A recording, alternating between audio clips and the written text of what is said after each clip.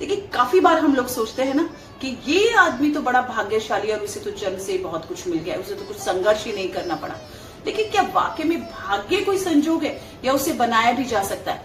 आज हम इस वीडियो में इसी के बारे में बात करेंगे कि कैसे आप खुद को भाग्यशाली बना सकते हैं, और वो भी शास्त्रों की कहानियों के माध्यम से, जीवन के एग्जाम्पल्स के माध्यम से। तो आइए शुरू करते हैं। नमस्कार, मैं डॉक्टर नीतू वशिष्ठ और आज हम जानने की कोशिश करेंगे कि हमारा भाग्य क्या होता है, इसका अर्थ क्या है।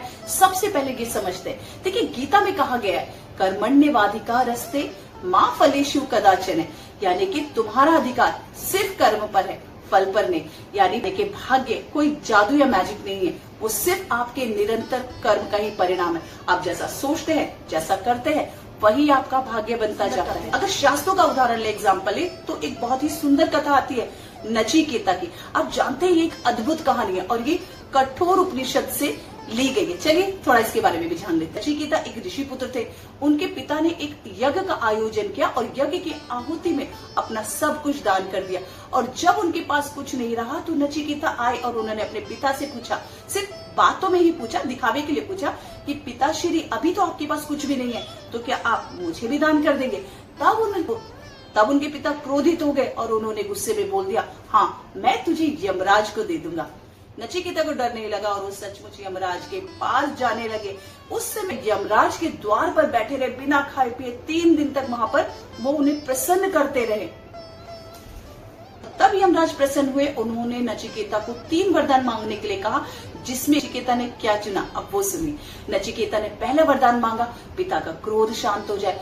दूसरे वरदान में उन्होंने अग्नि विद्या को मांगा और तीसरे वरदान में मृत्यु के रहस्य के ज्ञान को उन्होंने यमराज से जानने की जिज्ञासा की। बताइए भाग्यशाली कौन था, ऋषि या फिर नचिकेता, जो डरकर नहीं भागे बल्कि सत्य की खोज में निकले और आत्मा की आवाज पर चलते रहे, और वहीं वहां पर उन्होंने अपने भाग्य को भाग्यशाली बनाया और वो यमराज के द्वार तक भी पहुंचे और उन्होंने उनसे 3 शक्तिशाली वरदान भी प्राप्त किए। अगर आज के समय की हम बात करें कि हम लकी कैसे बन सकते हैं, हम भाग्यशाली खुद को कैसे बना सकते हैं, तो सबसे पहले हमें अपने थॉट प्रोसेस को चेंज करना होगा। जी हाँ, जैसा हम सोचते हैं वैसा ही हम बन जाते हैं, और ये हम नहीं, भगवत गीता में कहा गया है।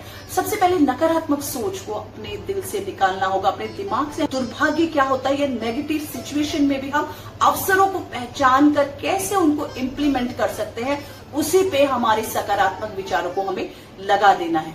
अगर आप अपने भीतर की शक्ति, अपने कर्म और ऊपर वाले की कृपा पर विश्वास रखते हैं तो आप अंदर से भी मजबूत हो जाते हैं। धीरूभाई अंबानी से अच्छा एग्जाम्पल क्या हो सकता है। उन्होंने पेट्रोल पंप पर काम करते हुए अपनी शुरुआत की थी। उनका भाग्य नहीं बदला बल्कि उन्होंने अपने भाग्य को बदला। तीसरा, ईश्वर में हमेशा विश्वास रखिए। आत्मदावान लभते ज्ञान।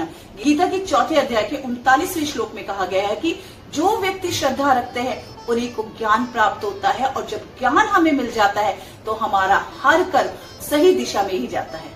आप ऊपर वाले पर विश्वास रखते हैं और अपने कर्मों पर भरोसा रखते हैं तो आप भी अपने भाग्य को बदल सकते हैं। देखिए भाग्य कोई लॉटरी तो नहीं है और ना ही भाग्य कोई संजोग है। भाग्य कोई तारा भी नहीं है जिसको आंख बंद किया, आकाश में देखा और वो टूट कर आपकी झोली में गिर जाएगा। देखिए भाग्य आपकी सोच, आपके कर्म और आपके आत्मबल से बनता है। हनुमान चालीसा में भी लिखा है ना, बुद्धिहीन तनु जान के सुमरु पवन कुमार, बल बुद्धि विद्या देहु मोहि, हरहु कलेश विकार। और जब हम अपने भीतर छिपी शक्ति को पहचानते हैं और सत्कर्म करते हैं, तब सारा ब्रह्मांड हमारा साथ देता है। जिसे हम बोलते हैं ना, सारी कायनात हमारा साथ देने लग जाती है। बस आज से तय कर लीजिए कि आप भाग्य के भरोसे नहीं, कर्म और विश्वास के सहारे जीवन जिएंगे।